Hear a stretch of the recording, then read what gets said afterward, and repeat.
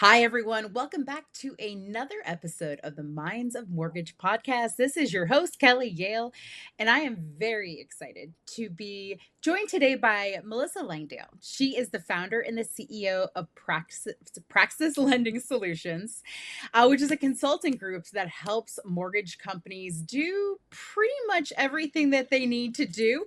Melissa, welcome to the show. Tell us what it is you do at Praxis. Thank you, Kelly, for having me. Basically, what I tell people I do is that I help mortgage companies prepare for the future of mortgage banking. And so that's everything from kind of rethinking organizational design, rethinking workflow design, and leaning into the technology solutions that are now available to create as many kind of instant mortgage experiences as possible, which I hesitate to say that only because y'all know, it's difficult to create that, right? And so leaning into automation, leaning into AI wherever it's possible to give the borrowers what they're really looking for today, that customer experience, that speed to certainty that everybody is looking for. So that's it. Seems easy enough, right? You and I both know how insanely complicated that job is. We do some similar things, right? So we kind of move in the same space. I always tell people like we'll help you with anything except loans. But it doesn't matter what it is you want to do. I will help you. You want recruiting, you want marketing, you want automations, you want process. Yes, but don't talk to me about some loans. Kelly just goes off the rails. But right now it's challenging, I think, to maybe make people truly understand that we've run out of runway for thinking about change. Mm. We've got to adapt and change if we're going to be ready for 2026, not only the market but the competition in the marketplace. How do you agree with that? Like, how do you feel like we can truly tell people like the time to change is yesterday? Well, change is coming so fast, right? And the evolution of technology as a whole, especially around AI, is helping with that. And our industry, as you know, you've been in it a long time like me, right? We don't really change that quickly for a lot of reasons, right? We're heavily regulated. We have to wait on sometimes policies or regulators to say that change in our industry is okay. And so we don't quickly adapt to change for a lot of good reasons. I think for me, any step in the direction of looking at kind of rethinking how you operate, rethinking how you serve your customers, is a good thing. And so whether that's today or yesterday, I'm all for. I just feel like people need to start stepping in that direction, and they don't have to do it alone. They've got great professionals like you and myself and some others that can lean in and help them to navigate all this change. It's so true. So let me ask you a little bit about sort of praxis in when we find something new, right? When we go entrepreneurial, when we find a new group, it usually starts with a why. So what was your why behind finding praxis?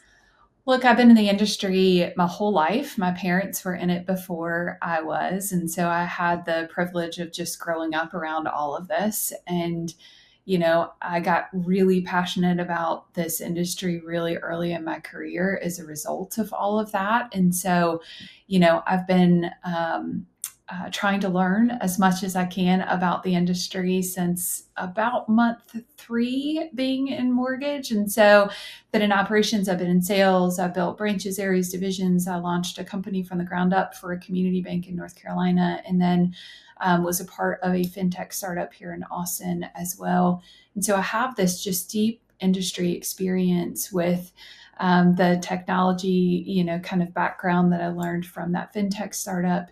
And I just recognize that the industry is going through, it has an opportunity to go through so much change. And I just saw it as an opportunity to help the industry to be able to navigate all the things that are coming. And I think I've got just this unique gift of this unique kind of skill set between deep industry experience and technology that I can help be the bridge for people between how we've always operated in the past and how we can operate in the future, to help our teams be more productive, help our relationships to be better with our referral partners, and then help create this better customer journey that frankly all of our customers are looking for. Because as you know, right, like if you order something on Amazon and have it delivered to your house in like 2 days, like people don't understand why it takes 30 days to still get through a mortgage process. They understand why it takes 30 days to buy a home, but they don't understand why it takes 30 days to get a yes on a mortgage when they can buy a very expensive car like that, when they can get an equity line like that, right? And our process is still taking 30 days. And so we're at this kind of unique precipice, I think, in our industry where those that are leaning in can create more and more of those kind of instant like experiences for folks. Even if you can't do it for 100% of borrowers, there are lots of opportunities to be able to lean in and give customers that speed to certainty that they're looking for. And so that's kind of the why behind all of it. Just recognize kind of, I've got a unique skill set that can help the industry just navigate all of this change right now. There's almost nothing that I can point to that I'm more passionate about than helping mortgage companies understand that their consumer experience is everything, and it is inexcusable to not have one dialed in at this day and age. There's no reason. But a lot of the times, what we're solving for with the mortgage company, right, is making sure that the producers are, happy and have what they need in order to sell. But I can't hit the point home more that we serve them by also serving that customer and providing that unbelievable education and making sure that they understand every nuance of the lending process, because that just helps us get more referrals, happier people. And so that's one of the things I think is if that's not dialed in yet at your company, that's got to be the 26 goal, right? It's got to be your Q1 goal, is to make sure that your consumer experience is dialed in. Absolutely. Completely agree with you. I think there's so many there's always an opportunity for improvement. Like we, no company out there, none of us, because we're human, are, perfect in how we operate. And so I think as long as you're leaning into how do I continue to improve? Mm-hmm. How do I learn from this, thing to take it to the next level in the next year? I think that's where the magic happens. Just leaning into being curious about what's possible and supporting your sales team, supporting that borrower journey, as you mentioned, is just incredibly important. So I just said consumer experience is the most important thing, but we both know that the cost to originate a loan is obviously one of the most important things everyone's discussing these days. What do you see as some of the biggest inefficiencies that lenders can address first when it comes to that cost? Well, the easy buttons in all of this are identifying your leakage, identifying those pricing exceptions, identifying cures, identifying, things like that are kind of easy buttons for us as an industry, dialing those in, identifying the processes, the automation that can help to put some guardrails and control around those areas of your business. And then looking at both kind of short-term and long-term ways to gain efficiency and empower your teams to do more with their time. There are some solutions that you can lean into that can help, create this kind of automation instant, type of experience at various parts of your process. And then there's areas like AI that can give you, it's not at the point yet in our industry, and I'm very intentional about making sure that people know, like, the hope of AI is there, but there's phases that we have to go through in order to actually see all the benefit from the hope. And so we're still kind of early stage, and frankly, where a lot of companies and where a lot of like vendor solutions are. But you can lean into AI solutions that can create more elasticity in your company's operational model. And so we can get really complex in all of those things. But the first kind of easy button that I always go to for lenders is, what are you doing to control leakage? How are you building guardrails around things like pricing exceptions and cures and those sort of things? So I love it. So where do you think the greatest ROI exists right now? Do you think it's in the process optimization? Is it the tech integration? Is it leadership alignment? Is it recruiting? Like where does the best ROI kind of live right now? Well, that's a tough one because some of the things you're going to lean into, like I said, the hope with AI is there. I think the reality is there's going to be some technology solutions that have ROI. Please don't get me wrong on all of this, but it will be kind of phased. Where you're really going to see a lift is when volume increases and you don't have to go hire, those extra people to help with the volume. And so Mm-hmm. we're definitely going to see that lift.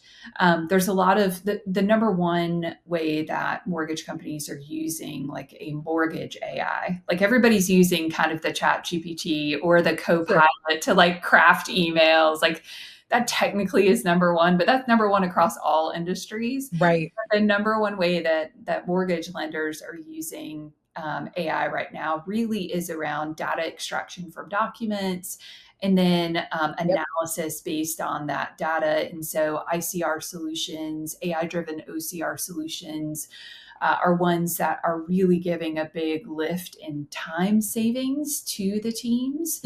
And so, I mean, those are ways that folks are really leaning into it right now. There are solutions that can basically automate all of your file setup as a result of all of that. Automate, all of your order outs, your appraisal, your title, there are definitely solutions that you can lean into to get a lot of the front end part of your process as automated as possible. There are solutions that offer decisioning on loans. Mhm. I don't see a lot of lenders leaning into that space from a risk perspective. They just, are very comfortable with humans making the decision on the loan. It's not a bad thing right now by any stretch of the means, but that's where I'm seeing folks really get an ROIs on that front end to the process. But I see that transitioning to more and more over time. Do you agree? Um, so what's really interesting to me is for people who are old school mortgage tech, right? We started going to like digital mortgage back before it, time existed, right? And we would see all these different tech platforms and we think, oh my gosh, the future.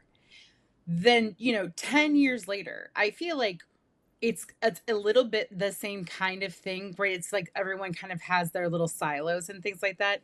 But if you're like me, and I think you are, you also know a lot about the tech that's coming.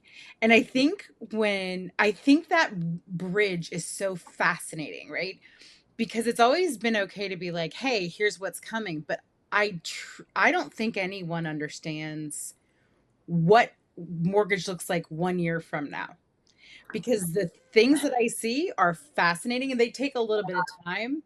Yeah. But now that you see people putting the pieces together and really collaborating between different sort of silos, that's where I think it's getting interesting. Yeah, I think so too. I think, 1 year from now, 2 years from now, our industry is going to look different. And we've always been like, that scares so many people. We've Oh, yeah. always been good at pivoting. So, I mean, literally, we pivot every couple of years in our industry, whether it's volume based or regulator based, like something's changing in our world. But I think, it's changing fast right now. And I think, like you said, there is this kind of gap between the hope and the possibilities and the reality of what we're seeing today. And I hope that some of that will be realized over the next 12, 24 months in our industry, that we'll really start to see the benefit of moving into task-based workflows and kind of automating post-closing, not just the front end. And so there's lots of things coming that I see people starting to lean into, and lots of infrastructure going around those things to make them as holistic of solutions as they can for our industry. But yeah, I agree. The next next probably 12 to 24 months are going to continue to have a lot of change for our industry, all in good ways, but lots of change. So you sit down with a lender's executive team. Yeah. What is the number one mind shift that they need to make in order to truly start to modernize their business, do you think? Honestly, it's converting over to task-based workflows. And, for so many people, this feels like such a, um, I don't know, it's not something like tangible that they can put their hand, like they understand the value in it. They're like, okay, but I operate in this system with very specific milestones where, we have these this very specific process we have to kind of move through. When we start thinking about our manufacturing process, and I use quotes on purpose, but we do manufacture loans. That's what our business is.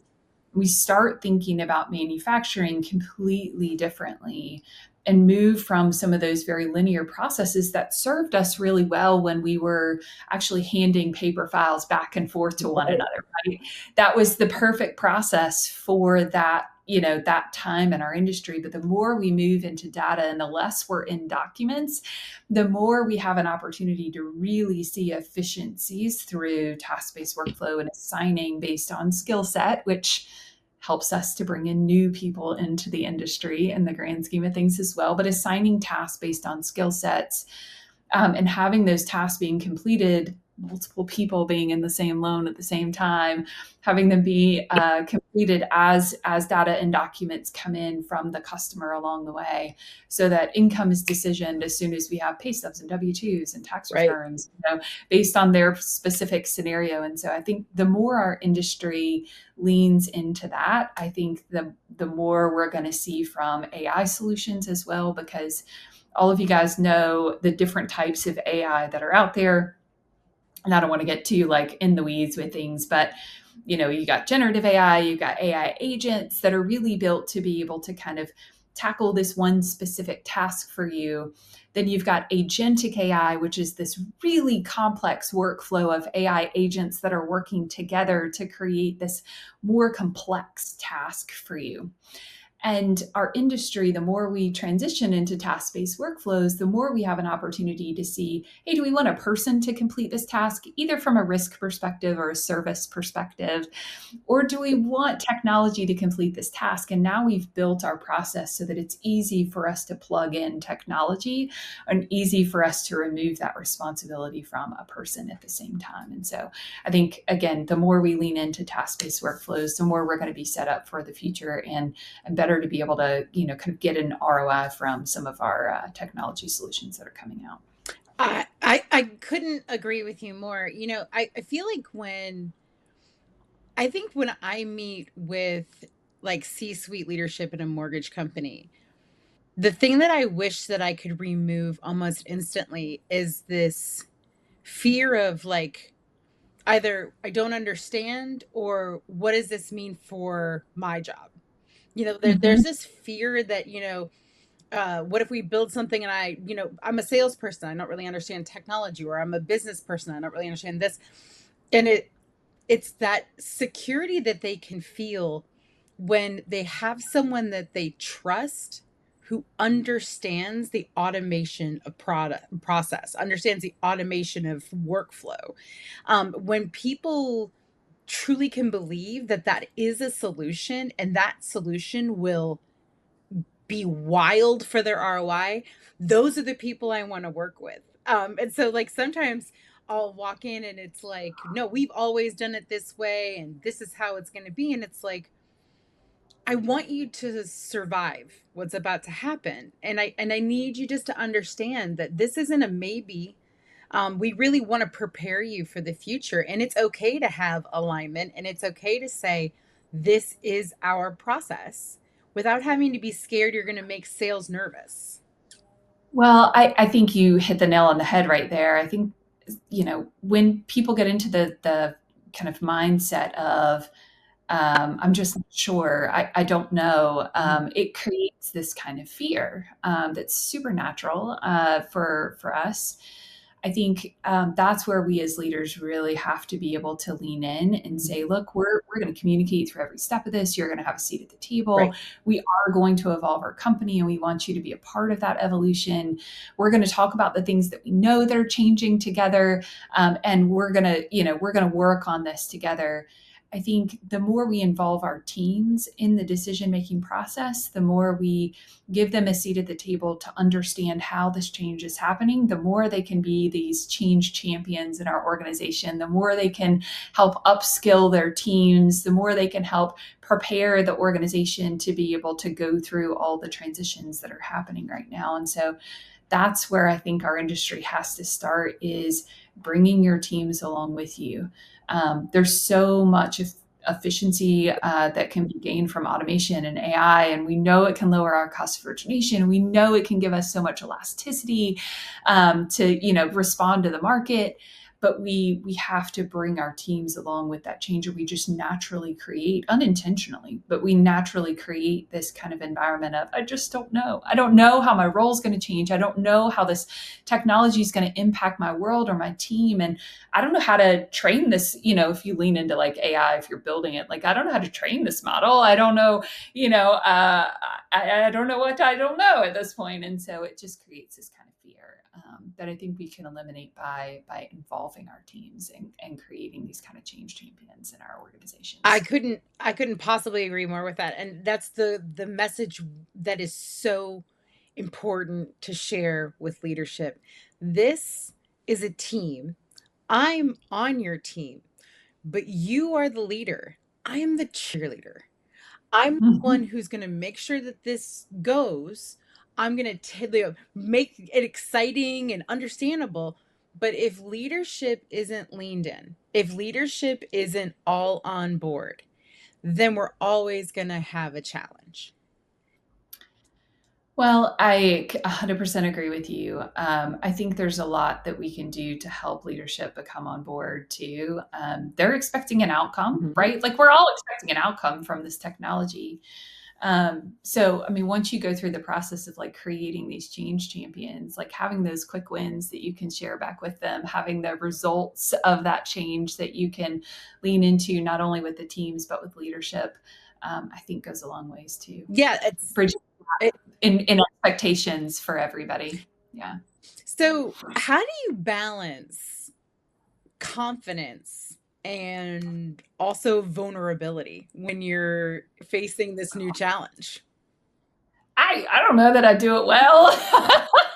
You come up better with the vulnerability. I'm usually going in like a wrecking ball, to be honest with you. I'm like, wait, what is this? You can't have Excel as part of your tech stack. That's not actually a tech. Excel's totally a tech. It's just might not be the tech that you want to use at that time. But I think leaders are called to understand where their teams are coming from and be really curious, especially right now, around what's working and what's not, and what their what expectations are like for everybody that's involved in like I said earlier, all of this change. So I don't know that I do it very well. I think authenticity as a leader is always kind of rewarded, and so I think as long as you lean in with authenticity and transparency, you can help your teams navigate this change well. It's so funny. I don't know what made me just think of this. I think it's because the question's so interesting that it sparked this. When I was a sales manager, I had like 11 mortgage offices underneath me. And as I mentioned at the top of this, I'm not really that good at loans. And so it made me such a funny sales manager, because I got to play dumb all the time, or play vulnerable, whichever one you like using there. When my branch managers would come to me and they'd be like, the underwriter, this and this. And I'm like, hey, I've got this. Don't you worry. And I'd write an email and I'd be like, So I really don't know what loans do. Can you explain this to me in layman's terms, just so I can take it back to the branch manager? But what was so funny is that my vulnerability, I'm using air quotes for everyone who can't see me, was actually the thing that worked so effectively, because instead of saying like this is wrong, I was always like, I don't really, I'm in marketing. Could you just kind of help me with this? But it was amazing how that tone often helped people feel really comfortable with the conversation. I think leaders, all leaders like yourself, I mean, are really good at people and understanding people. People respond better to questions than they do to authority, right? Most people are like, what is happening? When you come at them hard with something, but when you come at them curious with Great. questions, it can make a big difference. So Yeah, yeah, it's amazing. totally agree. So I got a last question for you. Yes. You and I were both at MBA. I know that Yeah. you and I are both passionate about raising up this next generation of women who are coming into mortgage. What advice would you give to a woman who's been in the mortgage industry, maybe a couple of years, and are thinking of the smartest ways to not only build their career, but also to make the right connections the way that you did when you first started it? I guess I'd give them two pieces of advice. One would be to make good connections where you want to be in the room. And the second would be to use your voice in a way that's impactful for every conversation that you have. And I say that very intentionally because, like you said, when leaders come at things too hard, it's not received well, right? When you come at things curious and you offer insights that can help move the company forward, those things are always received well. So, like, use your voice to impact, to help move that company forward as much as is possible, move the rooms that you're in forward as much as possible, and then continue to make connections with people that are in rooms that you want to be in. Networking is definitely, it's not just about like making friends. It's about really making connections and building relationships with folks that can be, your champion in the room when you're not there for yourself. So Yeah, great yeah, answer. I don't know. What would you have? What would you tell the new? The new ones. What I would say, well, one, I'm I'm so proud to see what seems like so many, but it is only so many women just because I've been here for 13 years now. But I love seeing these new women. I don't think I've ever encountered a woman under the age of 50 in mortgage who I haven't specifically told that I will at any time mentor them. Doesn't matter if they have a Hmm. small question or a huge problem, that my calendar is always open. I think that was the thing that I regretted the most in my career, was that I'd never had a female mentor. Um, there just Hmm. wasn't, it wasn't at my company. So I didn't, Yeah, it just was yeah. one of those things. And so if you can find, a strong female mentor, reach out to her, and I'm almost 100% sure that she would be more than happy to talk to you, no matter what the company. And then I would say exactly the thing that you said: use your voice. Don't be, um, your voice is so important and so valid and so needed. And I think if people really understood how amazing and strong this next generation is, and what amazing ideas they're going to have, I think it's going to change a lot, and in a very good way, for how we approach Yeah. business. The other thing I'll add to all of this, as women, especially those that are like brand new into the industry or like brand new in their careers, they'll go through a phase where they have to make a choice of, hey, do I want to continue to lean into my career? Do I want to balance that with my family? Do I want to lean into my family? And the one thing I'll say is, it's your choice. And it's your choice. And those that don't support it, it's okay. they don't have to be in your ballpark. But it's at the end of the day, your choice, and you need people around you that can support you regardless of what that choice is.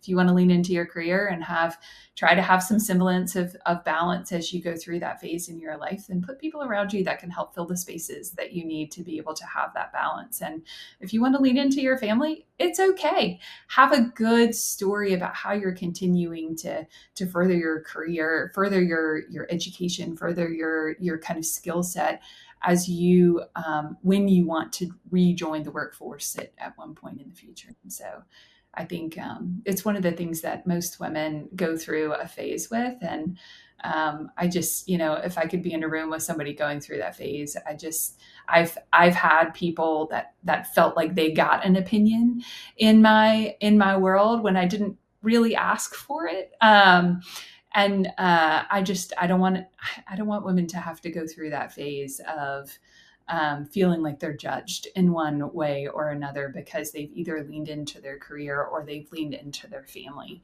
At the end of the day, you're the only one that can tell you what's right and wrong in that Absolutely. space. I totally agree. Melissa, I had an awesome conversation with you. I'm so glad that you came on today. I'm going to tag you in my LinkedIn post. Anyone who wants to reach out to Melissa, the one thing I can tell you, she's on LinkedIn. And you could also look up Praxis. What's the URL for that? PraxisLendingSolutions.com. Fantastic URL. Well named. Melissa, thank you so much for coming on today. Thank you so much for having me, Kelly. It was a pleasure.